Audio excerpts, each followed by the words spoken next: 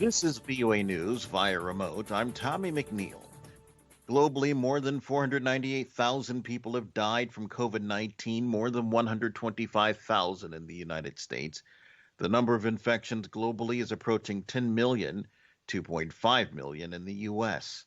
For many states and counties in the United States, the dark days of the coronavirus pandemic in April unfolded on their television screens, not on their doorsteps, but now. Some places that appear to have avoided the worst are seeing surges of infections as worries shift from major cities to rural areas. Much of the focus of the concerns that the United States is entering a dangerous new phase has been on big sunbelt states that are reporting thousands of new cases each day. But the worrying trends is also happening in places like Kansas. In early June, Kansas actually uh, looked to be bringing its outbreak under control, but its daily reported case numbers have more than doubled in recent weeks. U.S. Vice President Mike Pence has called off campaign events in the states of Florida and Arizona for this coming week as the states experience a surge of new coronavirus cases. It's one of the world's newest coronavirus hotspots. And the White House says that Pence will still travel to those states to meet with their governors and health teams. Florida and Arizona have set records for new confirmed infections in recent days. Pence is traveling to Dallas on Sunday to attend the Celebrate Freedom rally at First Baptist Dallas before meeting with the Texas governor, Greg Abbott. Political events in Arizona on Tuesday and Florida on Thursday have been pushed off. More at voanews.com. This is VOA News. After weeks of anxiously awaiting and preparing, Arizona nurses and doctors find themselves on the front line as the coronavirus rips through the state.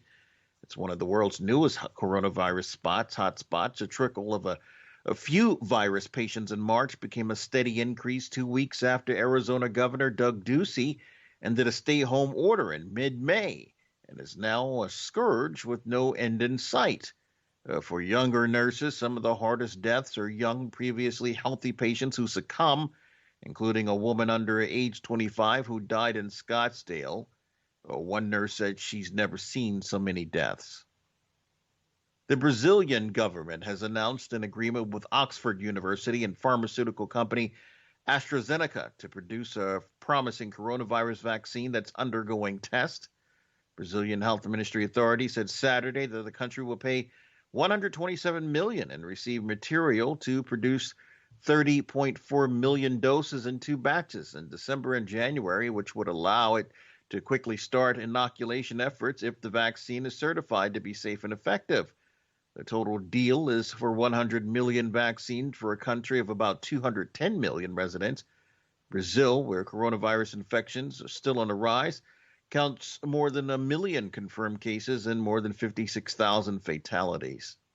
South Korea has confirmed 62 additional cases of the coronavirus over a 24-hour period as the country continues to grapple with new clusters after easing social distancing rules. The additional cases reported Sunday took the total to more than 12,000 with 282 deaths.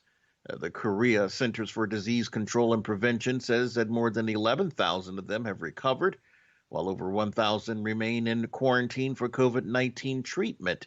The agency says 40 of the newly reported cases were domestically infected, while the rest came from overseas. China is also reporting 17 new confirmed cases, all but 3 from domestic transmission in Beijing, which has seen a recent spike in coronavirus infections. While COVID-19 has once again dominated the news in the U.S., the movement to combat racism and weekly protests continue against police brutality. Most recently, thousands of demonstrators gathered outside a suburban Denver police building to call for justice in the death of Elijah McClain, a 23-year-old black man put into a chokehold by police last year.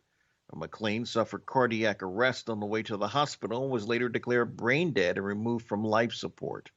More at voanews.com via remote. I'm Tommy McNeil, VOA News.